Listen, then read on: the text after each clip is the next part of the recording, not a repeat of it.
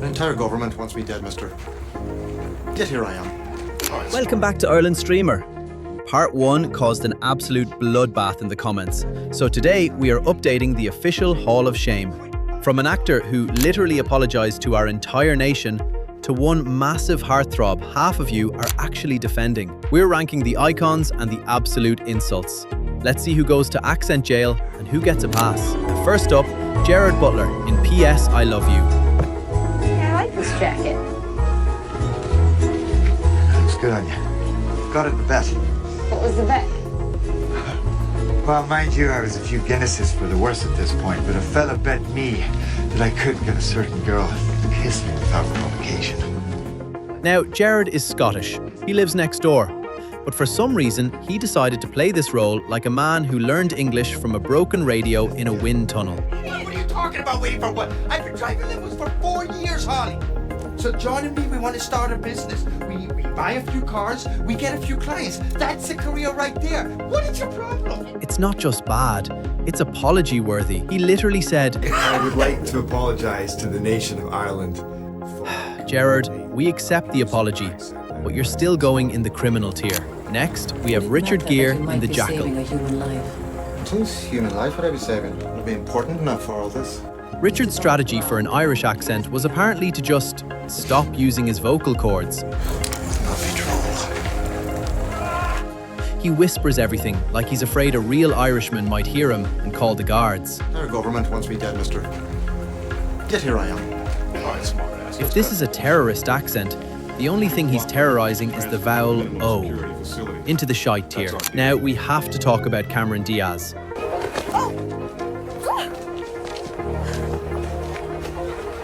Look where you're going, Johnny.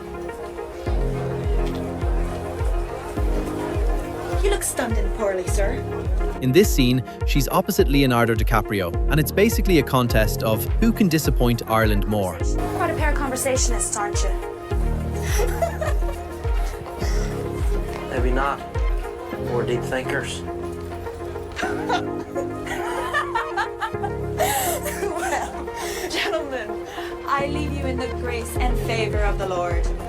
I don't know what 19th century New York sounded like, but I'm fairly certain it didn't sound like a Lucky Charms commercial on 2 times speed. She sounds like she's auditioning for a primary school play, while Leo is standing there looking like he's just realised he's in a movie with 2 different accents, and neither of them are right. Straight to criminal tier. Finally, we have Michael J. Fox. I've got supper. I'm not one to pry into a man's personal affairs, but exactly how is it that you came to be way out here without a horse, or boots, or a hat? I love Marty, but his ancestor Seamus? Lads, this isn't an accent, it's a hate crime.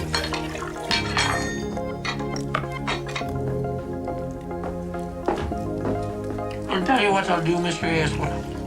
I'll help you find your blacksmith friend. You can stay the night in the barn. And tomorrow, I'll take you as far as the railroad tracks. You can follow them straight on into town. I'll even give you a hat. He's doing the Irish stage voice so hard, I'm surprised a pot of gold didn't materialise on the dinner table. It's all top of the morning energy and vowels so bouncy they'd give you motion sickness.